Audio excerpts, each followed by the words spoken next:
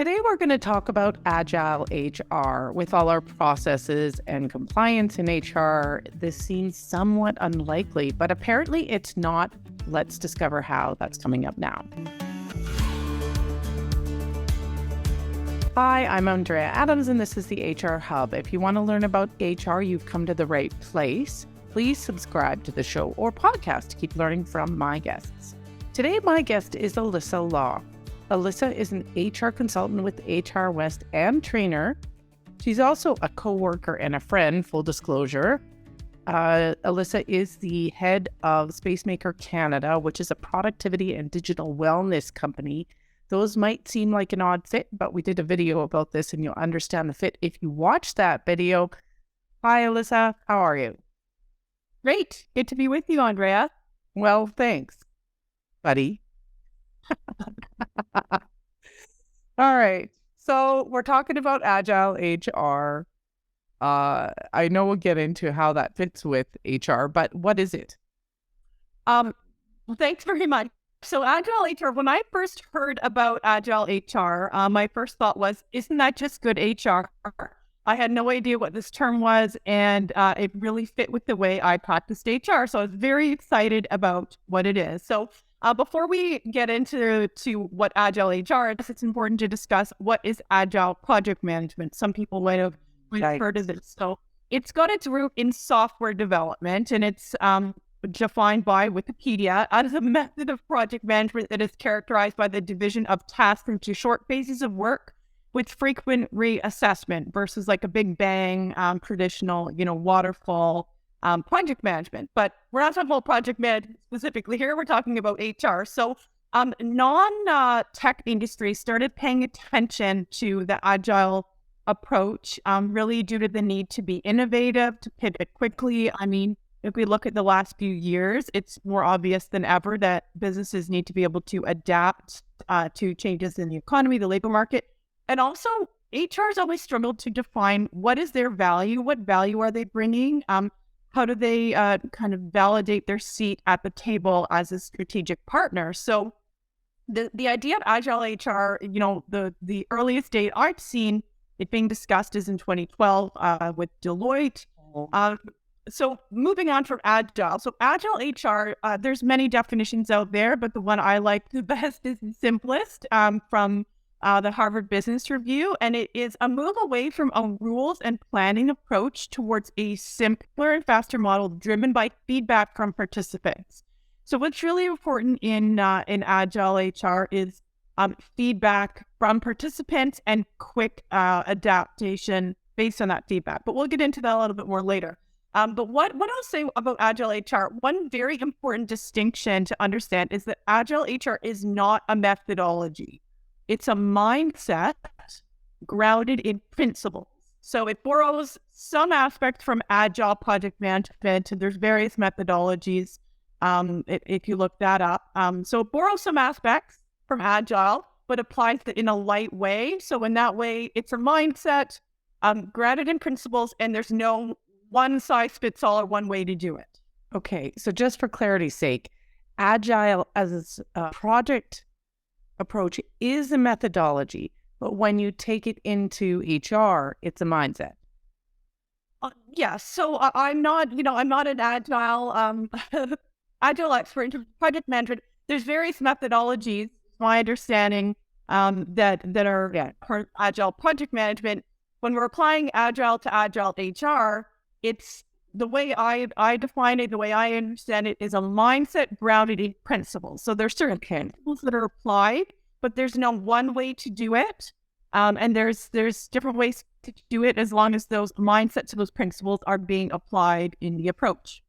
So tell me about the principles. The principles. So there's three core principles that are common in any research you read about Agile HR. The first is thinking of employees as customers. So, for example, in Agile project management in tech, the customers who are consuming the products are the customers. In Agile HR, our employees are the customers of the employee experience that we are creating. More on that a little bit later. The next is small iterations that are tested for real-time feedback before being scaled up. So you roll a small piece out, you test it, you learn, and then you scale it up. And in this way, there's shorter cycles. And the third is a move away from a top-down bureaucratic approach to fluidity, where information can flow up, down, and sideways. So again, there's no one way to do that, but moving away from just a bureaucratic model where information and decisions just come from the top down. So I'll give you an example of each core principle just to help in understanding that. So in viewing employees as customers, one of the ways we're seeing this mindset is in the way HR departments are being named. So as you've probably noticed, HR departments are having all sorts of different names. You've got employee experience, you've got talent and culture, you've got people and culture, you've got talent and experience. So even the ways that the departments are named are viewing employees differently than, human resources. The next way that I'll describe this is there's an example with Vistaprint, which is a very large organization, and there's been some articles written on their agile journey. So a traditional approach to problem solving might be asking, what does this function need? What does this department or business function need? But with the view of employees as customers, instead, they were asking, what experience does the employee need to deliver this particular product? Yeah, so it's a difference of thinking. So that's about the thought of employees as customers and how we're delivering value. The next is regarding small iterations. So shorter cycles allow for continuous feedback, immediate feedback. So one area we're seeing this that's actually becoming much more standard is continuous performance management. So instead of having these, annual reviews, or every, 6 months, checking in with employees every month, for example, or more frequently allows for regular feedback to find out what's going on and changes to be made as you go. So even though this isn't necessarily labeled as Agile HR, it certainly does follow those principles, and we're seeing a lot of businesses applying that model and finding a lot more success. And the third one with, the move away from bureaucracy, businesses still have structure, businesses still have hierarchy, but this core principle is generally applied to cross-functional teams. So whether it's just a temporary team being put together to solve a problem, where there was senior leadership, new employees from different departments, so all sorts of different roles that touch whatever the problem or issue is, are put together in a cross-functional team for problem solving instead of the decision just coming down from the top down. So in that, there's fluidity of movement of information between departments, between hierarchical roles. Yeah, I'm thinking about that and how that idea can be applied, because silos are often something I find, our clients struggle with. Anyways, keep going. So we'll say, and we can discuss this a little bit more later, but what this means is that solutions are being co-created.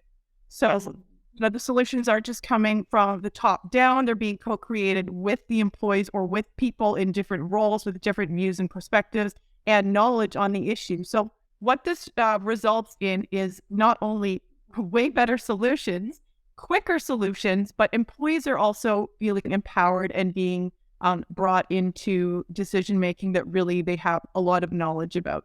The other is with this, ruthless prioritization is a really important part of Agile HR. So when you really get into the technical side of Agile HR, you'll start to see a little bit more of language that comes from Agile project management, specifically when it comes to project prioritization and things like using Scrum boards to prioritize projects. We're not going to get too into that in this discussion, but certainly it's something that you can research and see if it would be a good fit for your organization. Some organizations even have specific roles that are designated to using the Scrum board and prioritizing the Agile projects that are on the go. So, so we're seeing with a combination of those three principles, viewing your employees as customers, these smaller iterations where we can see and learn from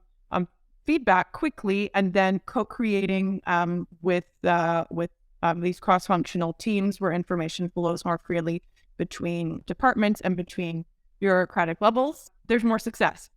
I already am a little bit surprised, but anyway, what might surprise HR people about Agile? So the beauty of Agile HR and reason it's so effective is there's no one way to do it. So, how you might apply this in a very large organization or department versus a small mom and pop business is different. It can be applied in large ways, in small ways.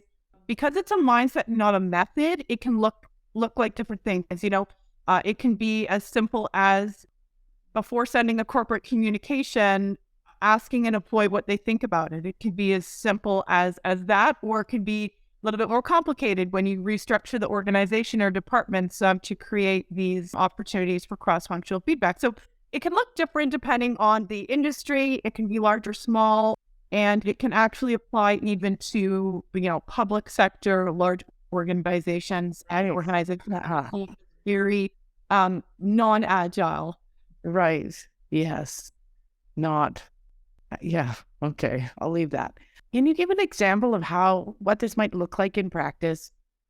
Sure. So there was a very large organization implementing a hybrid work policy. As we know, many organizations have traditional approach. It might have been a number of senior leaders sat down, decided what was best, and rolled out a policy like everybody has to be in the office 2 days a week or something similar. But instead, this organization took the approach of getting small groups of employees together and giving them different hybrid schedules and, see what happened. How did they react? What tools did they need? How did it go? So they were testing with these different groups of employees, smaller groups, and then based on what they learned about what was working, what didn't work, what might be suitable for different departments or roles, they then made some decisions on what they thought would work and scaled it up and more broadly across the organization instead of coming down with a big policy from above applied to everybody. So in that way, they were able to learn what would work best before they expanded it to the broader organization. So that's one example. Another example I can share. So an organization I worked with noticed that the new hires were making a lot of errors. So there's a lot of errors, but what was the cause? Was it a training issue? Were they hiring people who weren't qualified? Was it a leadership issue? Was it a system issue? So instead of spending hours in a senior leadership meeting trying to figure this out, a cross-functional team was assembled with the new hires, with more experienced hires, with managers, with HR to problem solve the issue. And what came out is, a few simple things. They needed a simple how-to document, an extra half day of specific training in their onboarding, and, a few little adjustments to the way that they were mentored, and it made a significant improvement. It wasn't complicated, but they needed all those voices at the table to understand what was actually causing the challenge. Wow. So this actually sounds a lot like pilot projects where you get a team together, they come up with something, they test it, and eventually it's rolled out. Is it not just piloting by another name? That's a great question. And, where I see the key difference between piloting and what is going on with Agile HR is piloting, from my understanding, really comes with that kind of tweaking mindset. Like, this is what we're going to do. Let's pilot, see how it goes, and find out how we can tweak it. Whereas with the Agile approach, it's really all about discovery. It's all about being open to any possibility, even if that is completely scrapping the idea. So it's really coming in to learn with an open mind about what might be the solution instead of coming and saying, okay, we're going to roll this out. We've already let's see if we need to make adjustments. Whereas with Agile, it's smaller. There's not already a conclusion made. It's let's see what we learn, and then from there we can adapt. So it's more focused on any possibility and on what we're learning and discovering versus making tweaks to an already pre-planned idea. Is this? I think I know the answer to the question, but maybe you can talk about the how. Is this something that small employers can do?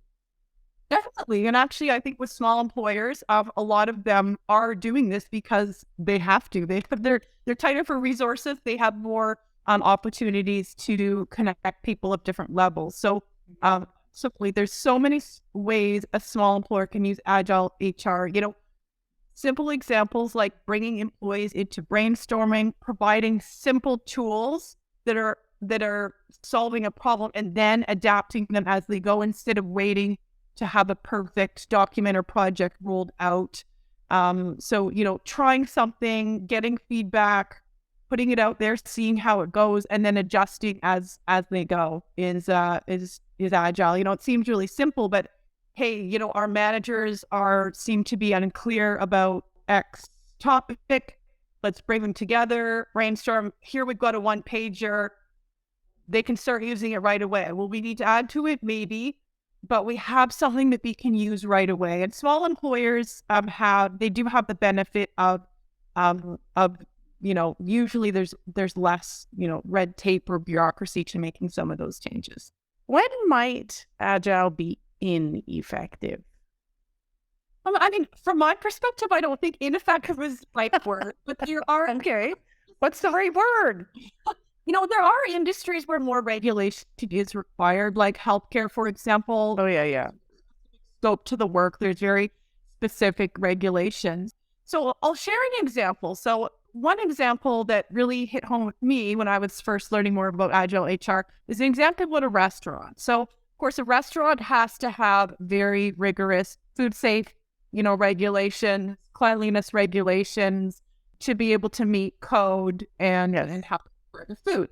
But if they'd also have to have a menu that's appealing, that's innovative, that is regularly changing, that they can market. So traditionally, HR has focused solely or mostly on that compliance piece, right? Making sure that there's the kitchen's clean and the food safe requirements are met. But if a restaurant focuses only on that, they're not going to really be able to sell or maybe stay in business because they haven't focused it all on their product offerings and making it appealing and innovative. So, we're not at all throwing away the regulation piece. That's a really important part of HR and should be a standard that everything, has to meet as continually. Yeah. In Agile HR, we're also looking at how we adapt and how we can do things that are innovative for our staff function to operate optimally, for us to problem solve. So it's not that, meeting the food safe requirements in the kitchen is no longer important. It's not the only thing. But I'd certainly say some industries are going to have more regulation than others, as I said, healthcare, government. But because this is a mindset and not a methodology, you can still approach that problem solving in the regulations with that mindset. So there's nothing that says, in healthcare, you can't put a cross-functional team together to brainstorm a problem, right? And they might not be able to change the scope of nurse's role, for example. But if there's a problem in the organization, you can still apply the principles to look at solutions. So there certainly are industries where Agile HR will look different, but what I'd say is the biggest challenge is the shift in mindset. So shifting the mindset of leaders and what may be perceived as a loss of control as they do bring in these cross-functional teams and to problem solve. So that's one barrier is the shift in mindset from a different way of doing things. It's being open to the potential of scrapping previous ways that HR has been done for many years. Like we do an annual performance review and that's how we do it. That's how people do it. Whereas with the Agile approach, you're really looking at, is this actually the most effective way to do it and being open to different possibilities. And the third, I would say, biggest challenge is reskilling our HR department and leaders to understand Agile. This isn't something that's really being taught. This isn't something that a lot of HR practitioners I've interacted with are aware of, familiar with, comfortable with, or know how to use. So changing the mindset towards towards Agile HR principles, as well as upskilling our HR teams to really be able to apply this in an effective way. All right. Final question here. Where can someone learn more? Well, there are really great free online resources. So I'll say completely unaffiliated with me. If you check out the Agile HR community online, they have great resources, videos, tools that any business leader or manager can learn more. You can also chat with me. Feel free to connect with me. I do deliver Agile HR training, and I can also help in implementation of projects, which is with an Agile mindset. So feel free to connect with me. There's great resources online as well that you can find. Okay, I will put links to that in the show notes. Perfect. All right. Well, thanks, Elissa. I totally see how I can apply this with some of my clients, and I'm actually going to spend some time and thought about. Try that again. Well, thanks, Elissa.